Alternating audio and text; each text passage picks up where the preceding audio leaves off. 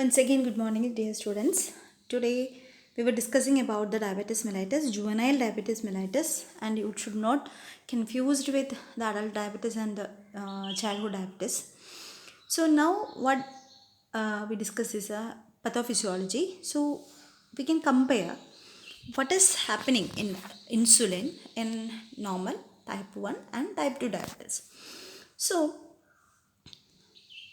this is the action of insulin, like when the glucose or the sugar is present or in the bloodstream, it allows the glucose to enter into the cell for metabolism. So the glucose has to enter into the cell and the metabolism is happening inside the cell.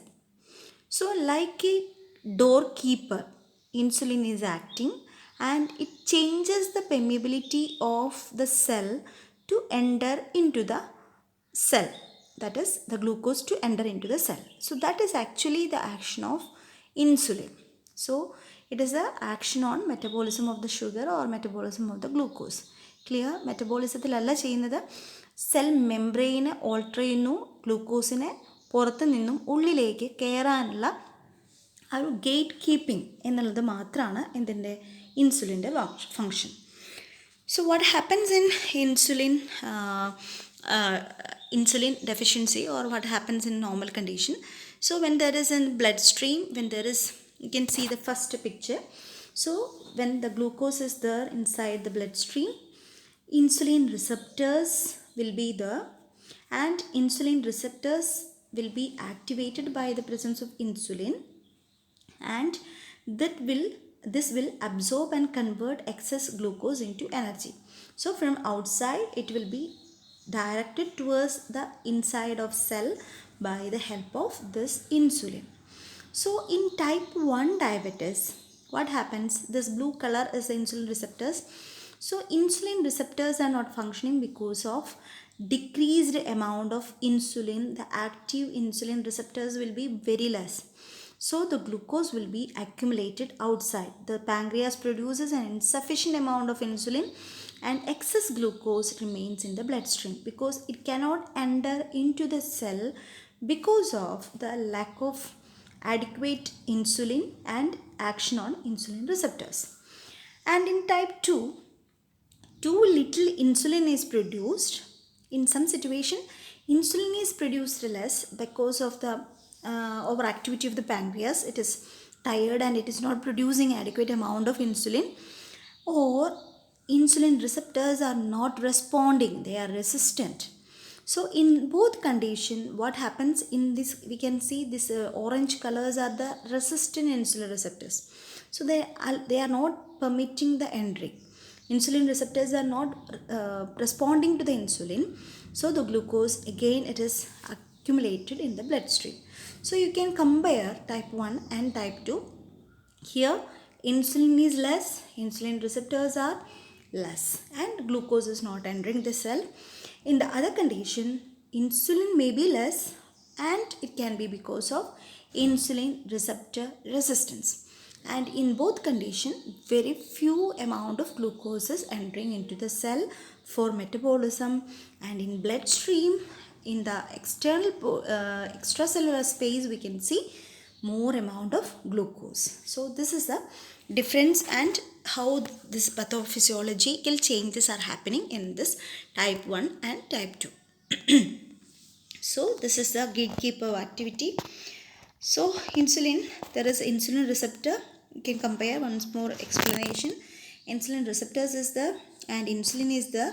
So insulin receptor, when insulin is attached with the insulin receptor, it is acting as a key and it unlocks the glucose channel. So glucose channel is always closed. When the insulin is getting attached with the insulin receptor, it become activated and it allows the glucose channel open and it allows the glucose to enter into the cell for metabolism. So this is that. So what the mechanism is happening is this, if anybody wants, that is this insulin receptor, when it is attached with the insulin, it will give a signal to GLUT4 containing vesicle.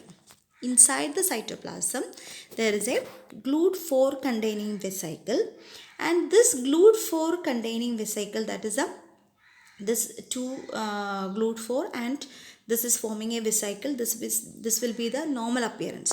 And when this insulin is attached, what happens is this will be going and translocated to the cell membrane.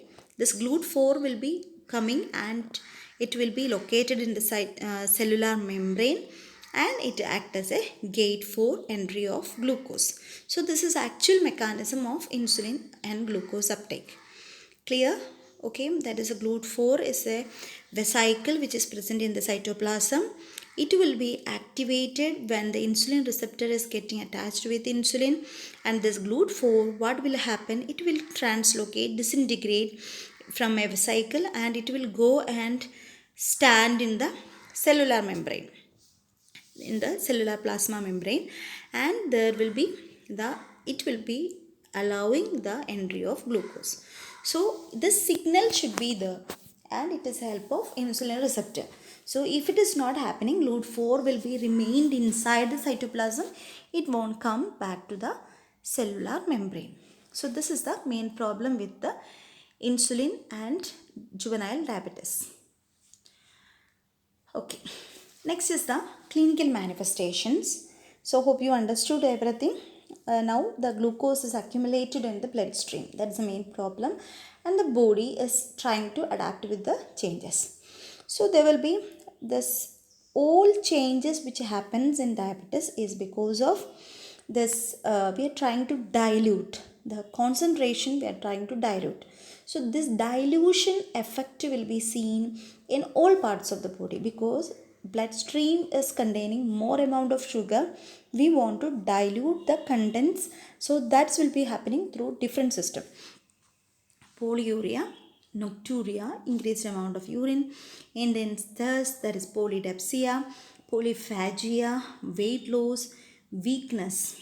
So in this condition we can see the weight loss, then weakness, lassitude, leg cramps, persistent enuresis, abdominal pain, vomiting, dehydration, severe insulin deficiency, abrupt onset of severe symptoms, then tendency of ketoacidosis, dependence on exogenous insulin to sustain life. So these are the some of the clinical manifestations, and it's very some more similarity between the adult diabetes is there. The complications of diabetes in children, that is acute ketoacidosis, is very one of the most important complication, and it's very frequently seen in children. With the same child with repeatedly the child will be coming with the ketoacidosis and coma and lactic acidosis. And subacute, there is infection either bacterial or fungal involving skin mucosa, soft tissue, lungs, and urinary tract infection.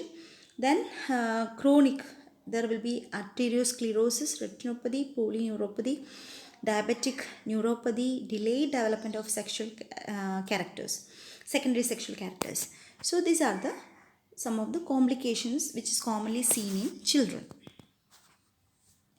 So the diagnosis is very easy, urine sugar can be done, blood sugar level examination, and oral glucose tolerance test. This is purely for the diagnosis of diabetes, and other complications and other conditions we have to diagnose with sufficient amount of USG and other blood investigations.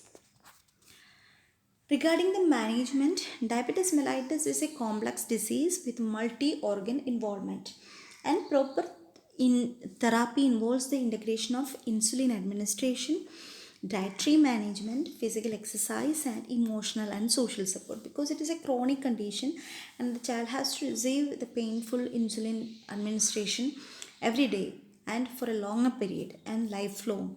So it needs a social support, emotional support for the child.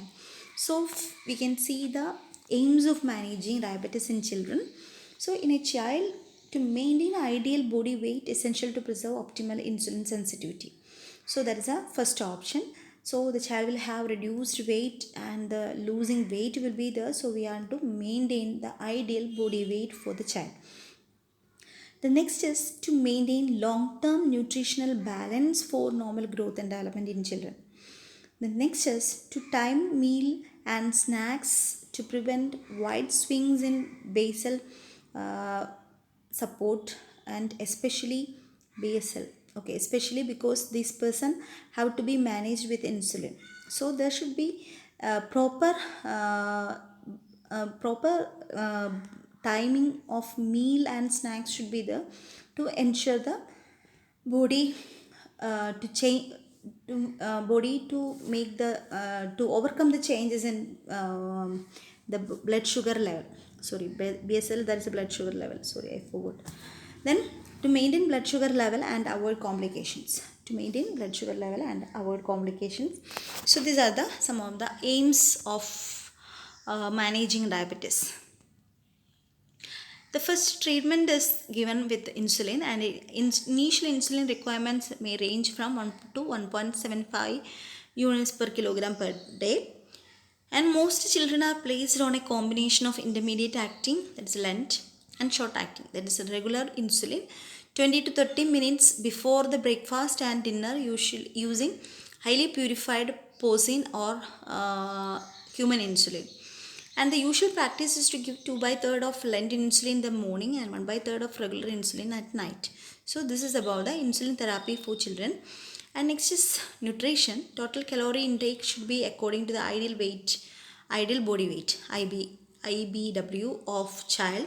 And calculated ideal body weight is in kilogram, that is height in centimeters minus 100 into 0.9.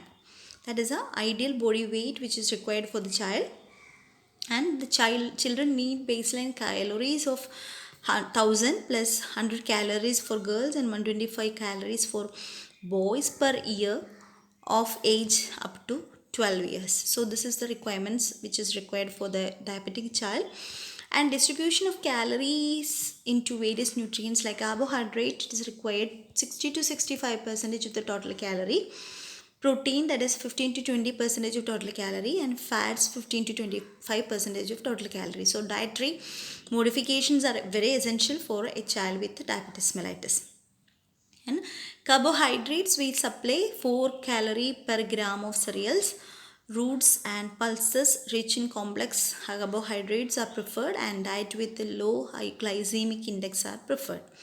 And proteins, most amino acids are glucogenic and they decrease the glucagon secretion as well. It supplies 4 calorie per gram and its intake must be restricted in diabetic nephropathy. Protein should be restricted if there is risk for renal complications.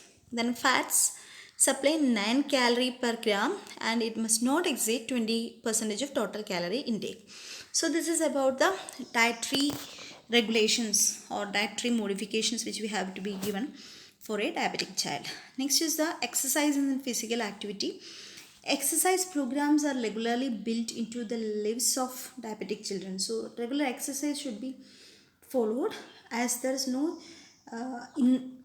decrease in insulin demand, but we can manage the child's condition with proper exercise.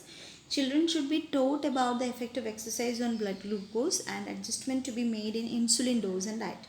So according to the diet, according to the exercise, we have to make the modifications in the insulin dose also. Exercise and controlling weight can change the amount of insulin according to body needs. So this is about the exercise and physical activity. So till now we discussed about the diabetes mellitus in children, that is childhood diabetes. Initially it was juvenile onset diabetes mellitus, later it became insulin dependent diabetes mellitus, and now it is known as type 1 diabetes. So we have discussed the etiology, pathology and pathophysiology, clinical manifestations and management. Hope you all understood the topic, and thank you very much for kind listening. Write down the notes properly, include the explanations also. Some things are not included in the slides, that also should noticed, and study properly. Thank you.